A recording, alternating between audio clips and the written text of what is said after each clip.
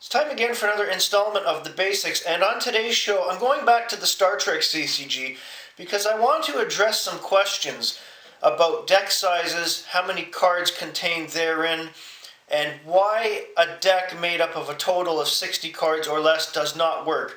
I've had someone make a lot of comments on a previous episode stating that you can play a good game with a deck that has less than 60 cards. That's simply not true, and I'm going to show you using one of my pre-constructed decks and explain why. So stay tuned. Now, before I get started, you have to understand, as I've mentioned many times, I've been playing this CCG since it came out in 1994. I've played house games, tournament games, whatever. I've seen a lot of different deck sizes and a lot of different deck setups over the years, and I can tell you 100% that any deck that has a total card pool of 60 or less does not get as far as other decks that have more cards. And I'm going to show you using this Federation deck of mine that's been around for a while and the composition. Now, this deck has anywhere from, let's say, 98 to about 106 cards depending on what I'm swapping out after games. Right now it stands at about 102, 103 in that area. Starting with the seed deck. The seed deck goes between 28 and 30, sometimes 32 cards in this deck depending if I'm adding an extra mission or swapping out dilemmas. And this includes missions, outposts, and dilemmas as a whole. That's just the seed deck.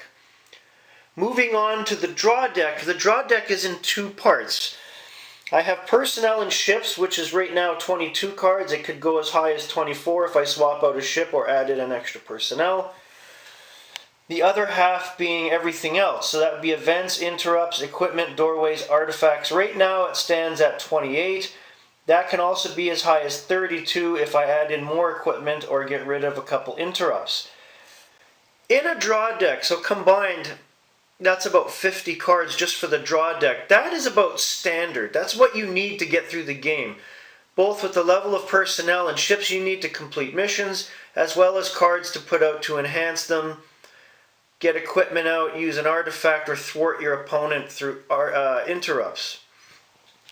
Finally, we have the side deck, which, as you know, if you're playing a Q's Tent side deck, is 13 cards. If you're using a Battle Bridge side deck as well, or in place, there's a lot more tactics that can be used in a side deck, but I usually stick with the Q's Tent, and I have it stacked with 13 cards. This is a power mix and extras. As I've mentioned on previous episodes, I do have a couple spare personnel in there, as well as a mix of artifacts, interrupts, and events, and an additional doorway should I need it. Now, as I said, that's about 102 to 104 cards, give or take, and that's the complete deck. Imagine trying to cram all of that into 60 cards or less. You'll still need the same number for a seed deck, and that takes away about half your deck right there. Then your personnel and your other cards come into play. You cannot have a decent deck splitting up 30 cards or less into personnel, ships, and everything else. And then, of course, you're omitting a side deck. You obviously can't cram a side deck into a 60-card deck because that would take up from that. I'm not slamming anyone that uses a small deck. It is possible, but it doesn't really work well. You have to think back to when the game first came out and people would try to play right out of the 60-card starter box. It wasn't possible. You couldn't make a deck. The pool of cards wasn't big enough. Now, even if you do have a ton of cards and you make a deck that's 60 cards or less, that's still not a big enough pool. Yeah, you can have some power cards in there that might do some damage or change a few things right off the bat, but it's not sustainable. You need, and I've said this before on a previous episode as well, 80 cards is a bare minimum for a decent deck. If you go to a tournament with a deck that's 60 cards or less, good luck with that. You're not going to go past the first round. I've seen it happen.